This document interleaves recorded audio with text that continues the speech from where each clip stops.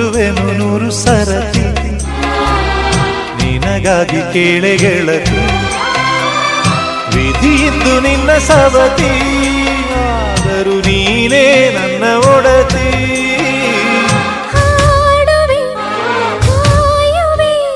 ಸೇರಿ ಸಾಯುವೆ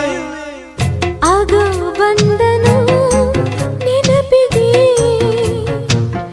ಈಗ ಬಂದ